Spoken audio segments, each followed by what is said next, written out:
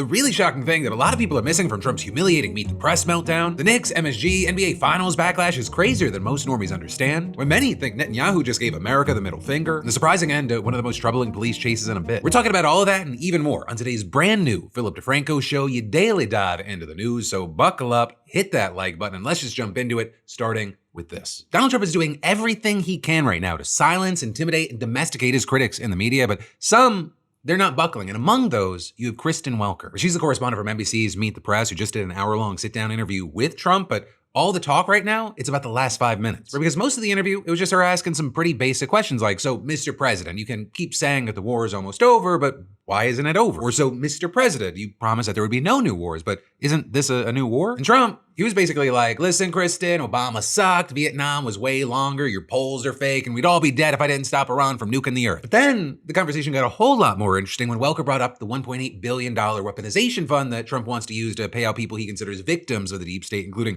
January 6th rioters. An idea that received bipartisan pushback from lawmakers, and a judge actually paused it while it gets challenged in court, with reports saying that the White House was giving up on it. But on Meet the Press, you had Trump doubling down on the fund, saying that he loves it, calling it great, and refusing to rule out paying Jan 6 rioters who assaulted police officers. And so naturally, that led into an argument about whether they were really victims, which became an argument about whether the 2020 election was rigged, and then just Trump lost it. There's no evidence of what you're saying, but let me ask you about Todd Blanche. Let me ask you about Todd Blanche. Listen to me. Let's talk about Todd Blanche. There's tremendous evidence. There's nothing but evidence. The election was rigged.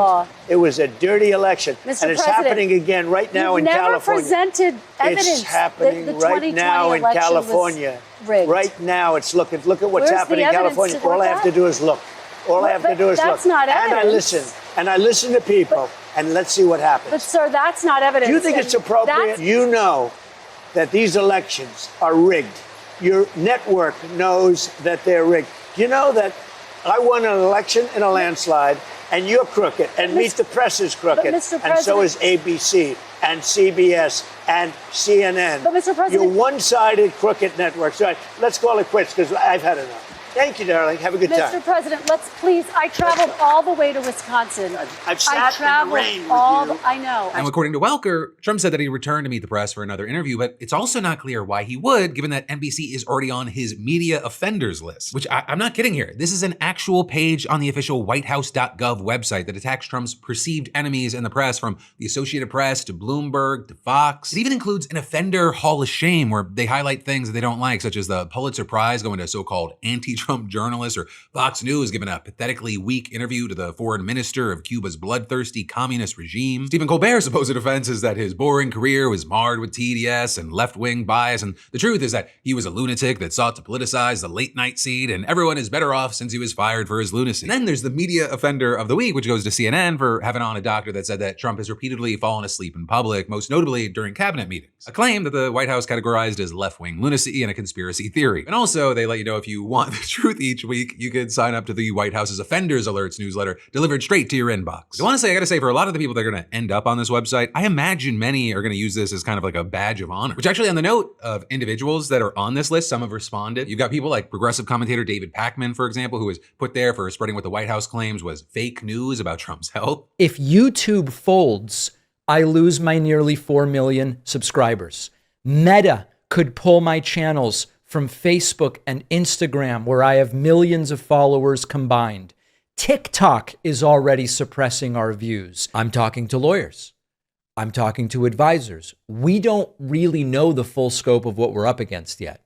What are they going to try to do with the people on this list? And also in response to that, you had Gavin Newsom's press office writing on Twitter, completely unacceptable to target independent journalists like this and reporters in general, from David Pakman and Brian Tyler Cohen to Don Lemon and Stephen Colbert. A clear attack on the free press and the First Amendment. It needs to be called out in force. But from Trump's perspective, he's just correcting a severely deranged, hopelessly biased lunacy in the press that sometimes rises to the level of treason, and patient zero is CBS News. His big ally, David Ellison, made Barry Weiss editor-in-chief, and she made Nick Bilton head of 60 Minutes after firing much of its staff. And last week, like we talked about, you had veteran correspondent Scott Pelley hammering Bilton during a staff meeting while his colleagues reportedly applauded and laughed in Bilton's face. With Pelley, who was then subsequently fired, sitting down with New York Times' Lulu Garcia-Navarro and explaining a lot more about what happened. First, saying that the day before the meeting, Bilton sent an email to the staff that Pelley called insulting. He told us in that email that it wasn't 1968 anymore.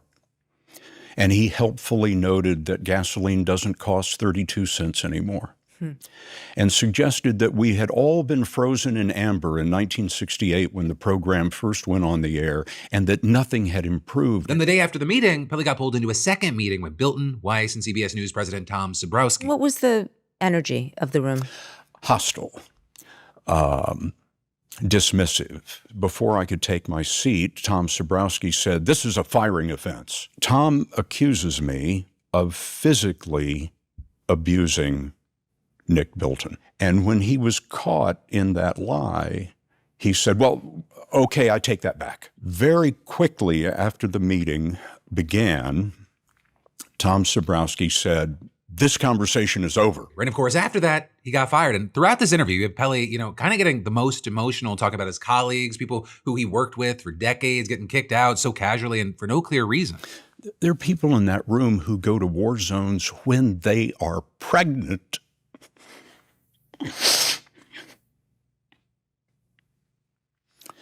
My former boss and former producer, Bill Owens,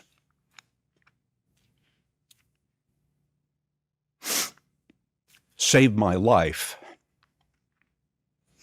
in a firefight in Iraq. Tanya Simon spent her whole childhood waiting for the call that her father was dead, never knowing if she would ever see him again.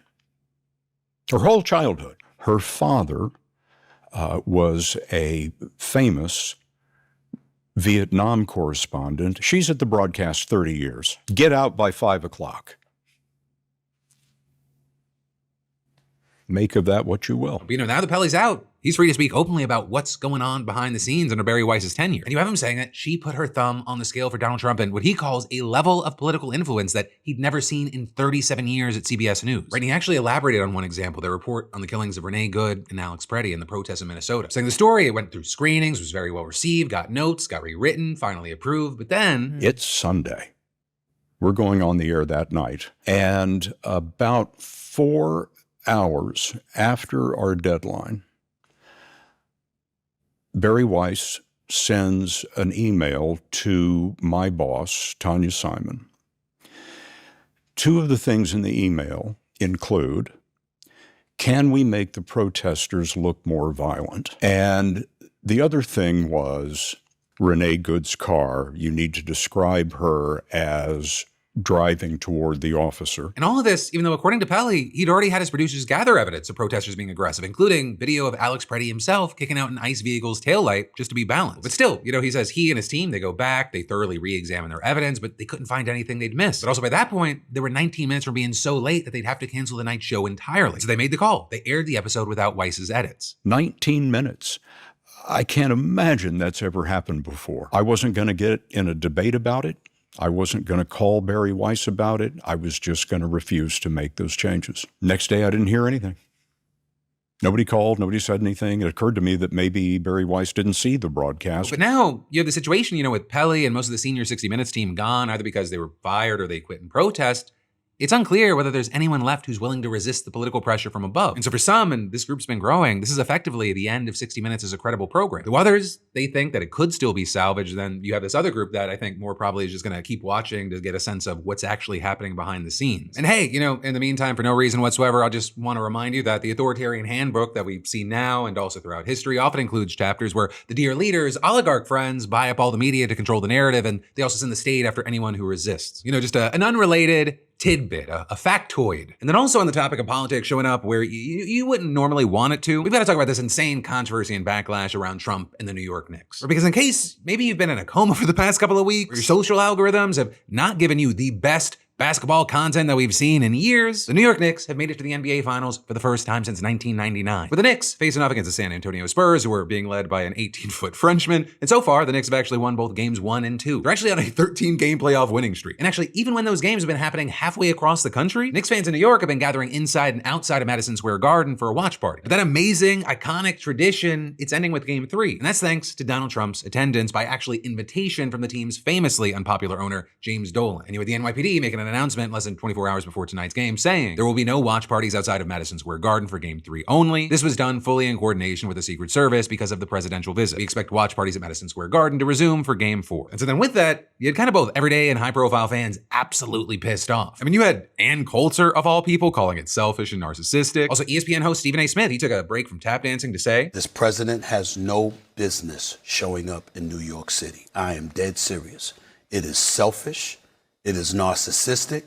It is ridiculous that he is coming to this game." As far as actual representatives, you had Alexandra Ocasio-Cortez adding that this makes it clear that Trump isn't thinking about the fans' experience, just his own. There are just some things that, like, I mean, you don't want to go either to jinx it or just in general. Sometimes the accommodations that are required for the security for you to show up are just not worth shutting down the fun for so many other people. And this idea that Trump's selfish, he's not really welcome, it's not just the talking head saying it. That is being shared with much stronger language by everyday fans on Twitter, with many people even calling for boos and chants against Trump at the game tonight. And so it actually wouldn't surprise me if the viewership for tonight's game went up for people kind of seeing what's happening in the moment. And with all this, it is worth mentioning that there have been other official watch parties scheduled around the city, with those including Wallman Rank in Central Park and at Brooklyn Bowl. So of course, whatever you do, be careful. It's not to say that watch parties for games 1 and 2 at MSG were, subdued, peaceful affairs with no security risks. A lot of it just looks like an amazing, awesome time. The watch party at game 2 on Friday, I mean, there were more than a dozen arrests and even an assault on an NYPD officer, which also highlighted some of the tension between New York Mayor Zohran Mamdani and the NYPD Commissioner Jessica Tisch. Right, Mamdani, he's been local of his support of New York sports culture and has been celebrating this historic run alongside the fans. But Tisch has said that high-profile events like this, they put a lot of strain on the NYPD. Though also, to be fair here, Mamdani, who's also going to tonight's game, condemned the assault on the officer Friday night, calling it unacceptable and adding, New Yorkers are rightfully excited about the Knicks' historic finals run, and we want fans to celebrate this moment together. There is, however, no place for violence and no tolerance for attacks on police officers. Though also, I'll say the watch party thing, it's not the only thing that has fans furious. The other big problem for a lot of people are the ticket prices. But a lot of everyday New Yorkers, they do not have a prayer at getting seats to tonight's game or even game 4. And that's because you have the average ticket price coming in between $6,500 and $7,000 per seat. It's actually the most expensive average price ever recorded for an NBA final. And I mean, like, by a lot. The next closest would be Game 5 of the 2024 Celtics-Mavericks series at $2,072, and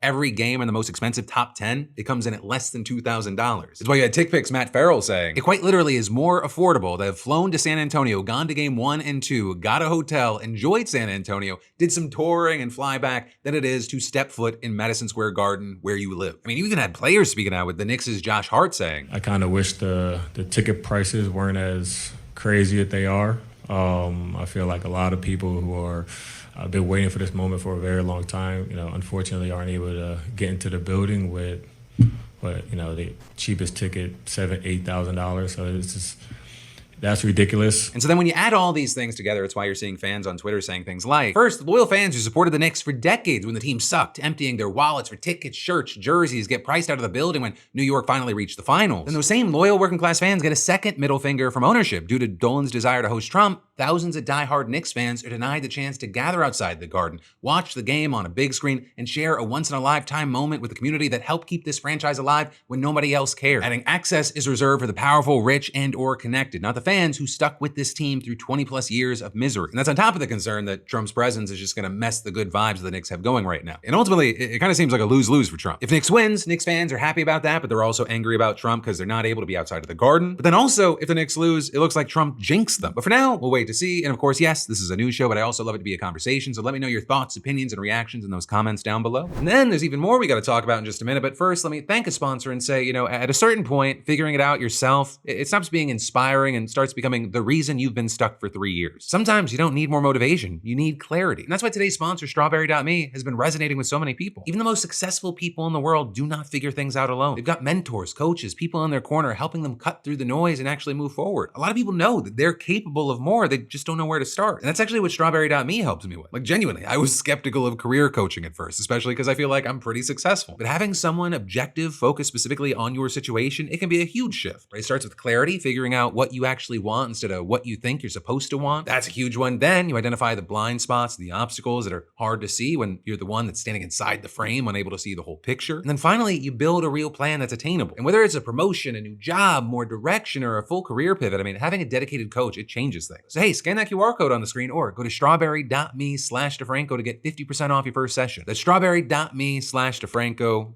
You're gonna love it. But then diving right back into the news, Netanyahu defied Trump and triggered what's been described as the most serious escalation in the Middle East since the US-Iran ceasefire began. And then while the fighting seemingly paused, Israeli attacks on Lebanon, they still threaten to plunge the entire region back into war, while the American military, they are also increasingly concerned about their allies spying on top officials in the White House. And so to start, something that you need to know is that Iran has said that to end this war, any deal has to include an end to attacks on Lebanon. And last week, Israel and Lebanon actually announced a new ceasefire, which sounds good on paper, of course, but the word, it really feels like it started to lose all meaning. Right? Israel, they insisted that they would still have the right to launch attacks if it deemed necessary, and Hezbollah, they rejected the truce. And so the fighting continued, and a few days later, Israel attacked Beirut, killing 2 and injuring 20, including 4 women and 4 children, according to the Lebanese Ministry of Health. And you had the Israeli military claiming that the strike targeted a Hezbollah headquarters in the southern suburbs of the city. You then soon had Iran responding with strikes targeting northern Israel, which were intercepted without casualties, and you had an IDF spokesperson saying that it was preparing its response, saying the Iranian regime has made a grave mistake. We will not allow the Iranian regime to establish a new equation. We will continue striking Hezbollah targets in Beirut. But you then had Trump coming out against an Israeli response, telling Axios, if Bibi strikes them back, it's just going to keep going like the last 47 years or the last 3,000 years, and then finally adding, we are very close to a final deal with Iran. It is going to be a good deal. I don't want it to blow up because of what is happening now. And Trump also told Fox News that he hadn't been warned about Israel's attack on Beirut and wasn't happy about it. And actually, when he spoke to the Financial Times, he said that Israeli Prime Minister Bibi Netanyahu had no choice but to accept any deal that the US negotiates with Iran, saying, I call the shots. I call all the shots. He doesn't call the shots. And he actually reportedly got on the phone with Netanyahu and told him straight up, do not respond. But then Netanyahu, he apparently defies Trump, with the Israeli military launching strikes on central and western Iran, claiming to have struck truck-based surface-to-air missile launchers, and later saying that it had also targeted petrochemical facilities that produce, quote, unique materials that serve as critical components for the development of ballistic missiles. And then on the flip side, you had the Houthis in Yemen firing missiles toward Israel, and also saying that vessels linked to Israel would again be a target in the Red Sea. With then Iran also launching a second and third wave of missiles towards central and southern Israel, including near the country's main nuclear research center, where back in March, dozens were injured in an Iranian attack. And very notably, you had Iran's foreign ministry spokesperson arguing that despite Trump publicly opposing Israel's recent actions, the US is ultimately to blame, saying no one believes that the Israeli regime would take any action without coordination with the United States. And so with that, saying the United States bears responsibility for the Israeli regime's aggression, and it will also be responsible for the consequences of any escalation in tensions. So with that, you are seeing more reporting that there is at least the appearance of a growing rift between Trump and Netanyahu, especially when it comes to Lebanon, right? I mean, just last week, you had Trump reportedly telling Netanyahu that he was, quote, fucking crazy in connection to attacks on the country. And this week, besides Trump's own comments, you had the US ambassador to Lebanon speaking to the press after meeting with the Lebanese president and suggesting that there are serious tensions between the two leaders, with them describing the recent exchange of fire as a political message and saying that we in the United States decided that the confrontation does not expand more. And he also later met with the Lebanese Speaker of Parliament and told reporters afterward that Trump is closely watching what's happening, claiming that he, quote, almost got into a fight with Netanyahu over Lebanon. Though, of course, a very big thing here is that even if the US and Israel, they are not totally on the same page, there's no sign right now that American support is actually seriously in question. And for now, it does look like things have calmed down, relatively speaking. And actually, amid the back and forth attacks overnight and this morning, you had Trump writing on social media that Israel and Iran must immediately stop shooting, with him then claiming only an hour later that both sides, Israel and Iran, are looking to do an immediate ceasefire, and adding final negotiations on peace are proceeding subject to ignorance or stupidity getting in its way. The blockade will remain in place and in full force and in effect until a final deal is reached. Things should move quickly. The one, you had many saying, it feels like Trump has said this 25 times already. And two, not long after that post, you had the Iranian military saying that it had delivered a painful response to Israel and would stop its attacks, but adding, in the event of continued aggression and mischief, including in southern Lebanon, much more severe and devastating actions than before will be forthcoming. And similarly, you had Netanyahu posting a short video announcing fire is on hold against Iran, but would continue if Iran attacked again. And that reportedly coming after another call from Trump this morning urging to end the Israeli strikes. A call during which Trump also claimed that the US and Iran are close to agreeing on a framework to bring the sides to the table for a longer-term deal. Though again, when we're talking about this, if you're like, I have a crazy sense of deja vu, yes, the supposed peace deal has become the song that never ends. It goes on and on, my friends. And then also, in the meantime, like what's happening behind the scenes, it adds a whole new dimension to the conversation. Because despite the US and Israel being incredibly close allies, you got the Pentagon now classifying the counterintelligence threat from Israel at the highest level there is, meaning military leaders are concerned that Israel is ramping up efforts to spy on the United States, with this especially having to do with the belief that Israel is doing its best to surveil top administration officials in order to learn about its internal deliberations and decision-making process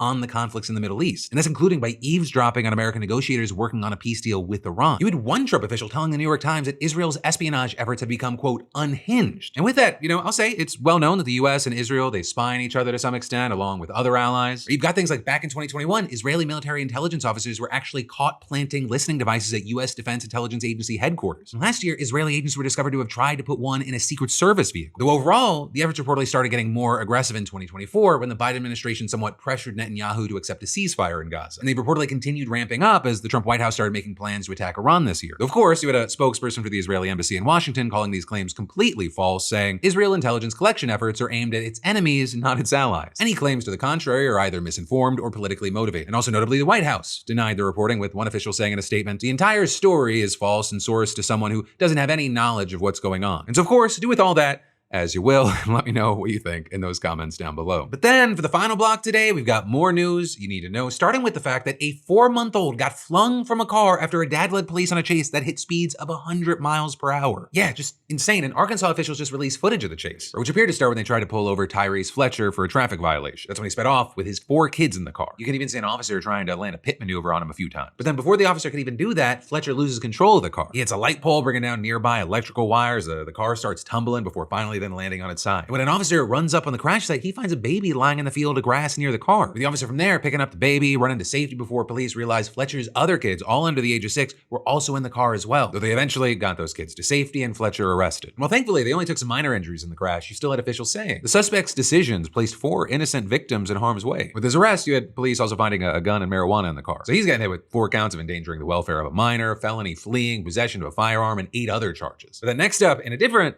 kind of car crash, let's talk about Los Angeles, where you have many celebrating, but others shouting stolen election because Spencer Pratt has now fallen to 3rd place behind city council member Nithya Raman. Red LA's mayoral race this year has been a wild one, and California elections, they usually take a while. You got a lot of late ballots coming by mail and a pretty slow counting process. But now with those votes coming in, you got things moving more and more left. And while Pratt had been in 2nd, Raman passed Pratt by over 3,000 votes yesterday. With Raman saying, we are encouraged by the latest vote count and remain grateful to the thousands of Angelinos who have powered this campaign. Whereas as far as Pratt, he posted on Twitter kicking up kind of Trumpy conspiracy theories, saying they're not the only ones who know where to find votes, making some weird connection between homeless people and Raman's new gains in the race. You had a lot of MAGA as this morning jumping in. You even had people like Elon Musk pushing this stuff, anti-hit fraud and election rigging. But many also found that amusing with Musk because he, in part thanks to one of his baby mamas, along with other things, has been at the center of other election rigging allegations. So of course, there's been no evidence of election rigging. In LA, they'll keep accepting votes until tomorrow as long as they have an election day postmark. Remember, whoever wins with Pratt and Raman, they're going to be in the runoff with Mayor Karen Bass. And in fact, Bass's camp, they see Raman as the likely opponent, and so they've already fired off. We look forward to winning a contest against an opponent who allows encampments near schools and fights against hiring more cops, yet is MIA on saving Hollywood jobs and fighting back when ICE invades LA. And then the final thing that I'll mention today is this whole thing around Pete Hegseth pissing Mormon Republicans off after saying that they no longer count as Christians. In December,